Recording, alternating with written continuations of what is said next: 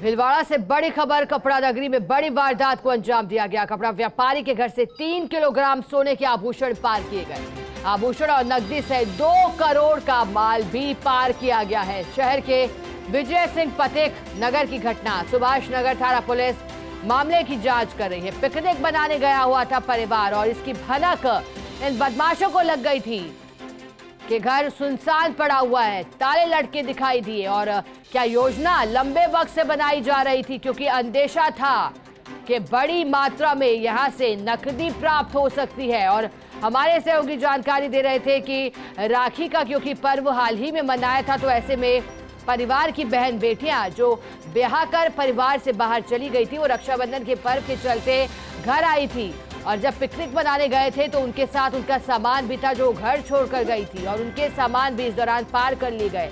उनके आभूषणों को भी पार कर ले गए ये बदमाश।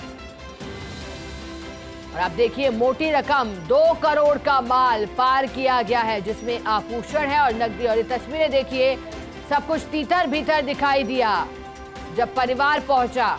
हमारे साथ भीलवाड़ा से सहयोगी नवीन जोशी जुड़ गए हैं ज्यादा जानकारी के साथ। नवीन, जानकारी दीजिएगा, मामले में क्या अपडेट है? बदमाशों का कुछ सुराग लगा क्या अब तक? अभी तक देखो शिखा, इस पूरे मामले में बदमाशों का कोई सुराग नहीं जुटा है। आज सुबह तक, अभी तक कुछ देर पहले तक पुलिस इस पूरे मामले में जो घटना स्थल है वहां से सबूत जुटाने का प्रयास कर रही थी, सबूत जुटा रही थी।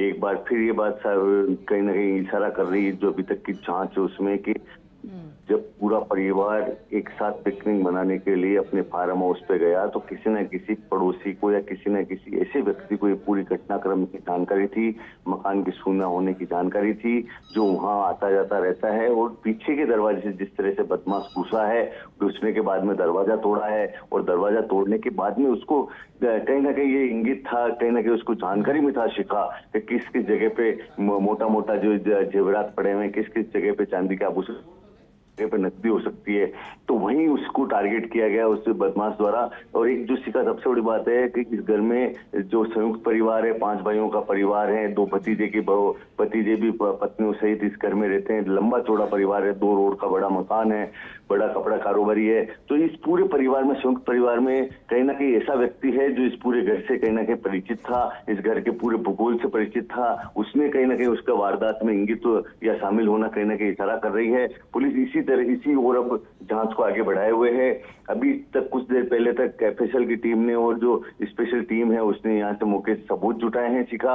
अभी तक पुलिस कहीं किसी जिसको कह सकते हैं निष्कर्ष पर नहीं पहुंची है, मगर अलग अलग जो रास्ते हैं या अलग अलग जो जांच जिस तरह से चल रही है, अलग अलग तरीके से पुलिस इस पूरे मामले में जांच कर रही है।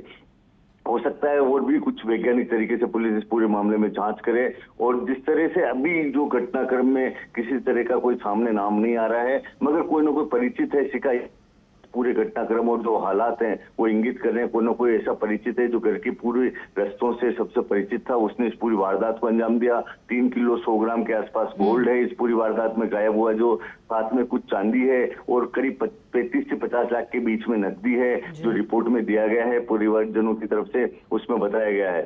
बिल्कुल नवीन, आप लगातार अंदेशा जता रहे हैं कि कोई परिचित है। बिल्कुल सोची समझी साजिश के तहत इस वारदात को अंजाम दिया। उम्मीद करते हैं कि जल्द ही बदमाशों को पकड़ने में पुलिस भी सफलता प्राप्त करेगी। बहुत शुक्रिया नवीन।